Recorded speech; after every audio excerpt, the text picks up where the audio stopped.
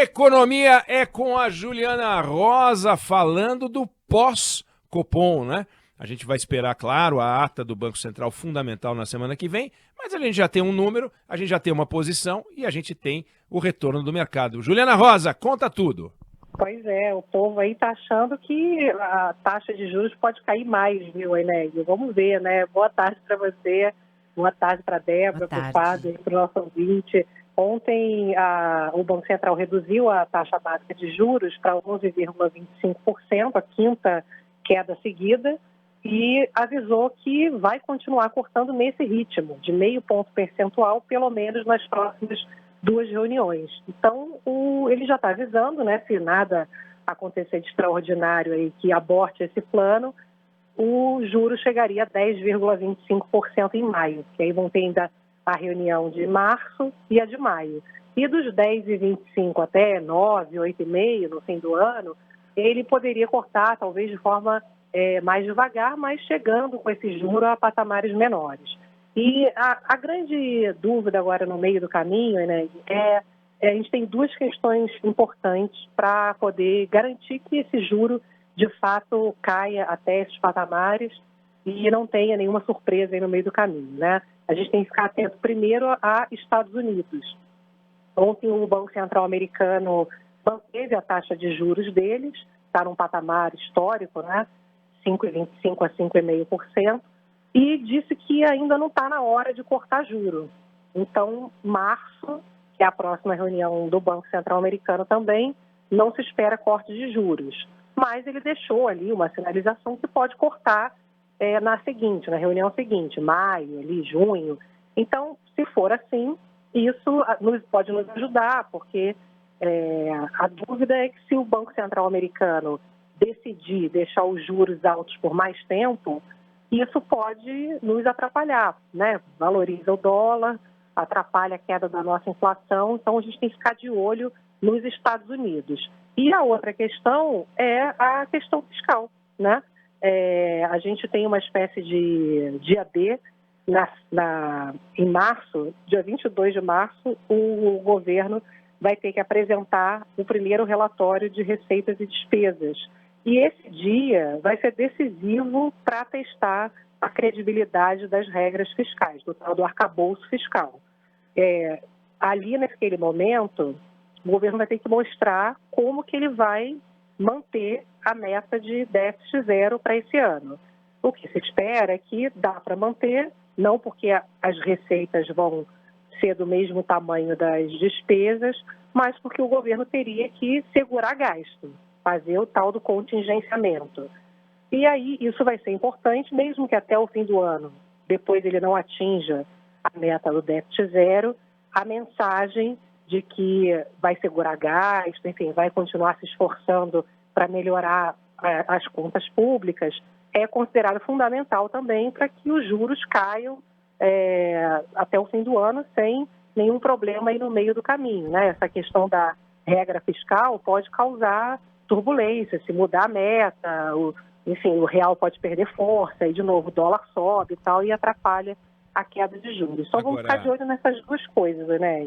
Juliana, tem um negócio que é perverso no orçamento, e eu estava pensando sobre isso e falei, vou perguntar para a Juliana, que é perverso no orçamento, porque é o seguinte, as grandes vantagens, né, os grandes beneficiados pelo Estado brasileiro, que é o topo das corporações, com aqueles salários monstruosos, né, que alguns juízes conseguem, e conseguem furar o teto e tal. Quando você soma todos esses benefícios, dá um número pequeno. Porque você tem pouco juiz no Brasil. No entanto, quando você pega o aumento do salário mínimo, que é uma coisa pequena, mas muito pequenininha, e você multiplica isso pelo número de aposentados, dá um número gigantesco. Então, qual é o número que preocupa? É o número da Previdência, porque ele é muito grande. E, no entanto, se você fizer, olha, vamos acabar com as despesas acima do teto, você consegue uma economia, claro, é uma decisão que segue, é uma questão moral, né? Uma questão de princípio, vamos dizer assim, mas não produz um efeito fiscal importante, né? Não é um corte importante. O corte importante acontece no Bolsa Família, no adiamento dos benefícios do INSS, aquela enrolação para poder dar os direitos das pessoas que ficam na fila esperando uma perícia.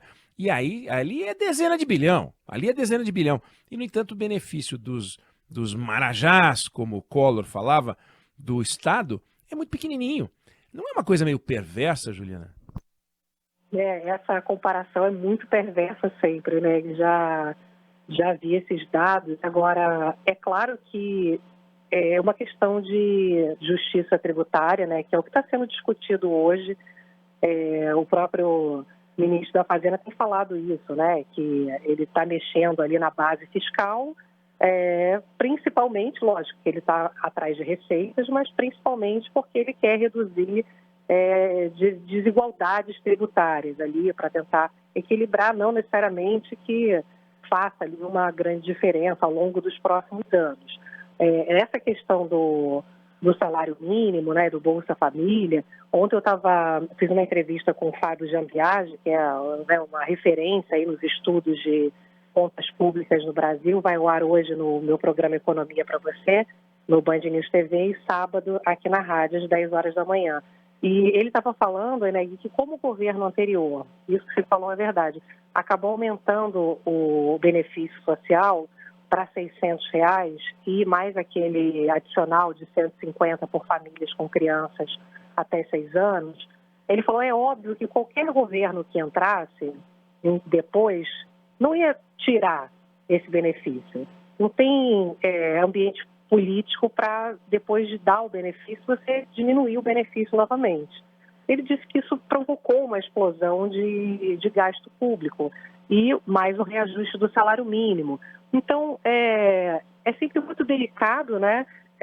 Enfim, como os especialistas sempre se colocam, parece que eles estão sendo contra você dar uma proteção e tirar as pessoas da pobreza, da extrema pobreza, mas, de novo, é tudo uma questão de escolha, né, Inês? Você pode dar R$1.000 de Bolsa Família desde que você consiga cortar em outras áreas, em outras coisas, né? A discussão é que só se aumenta,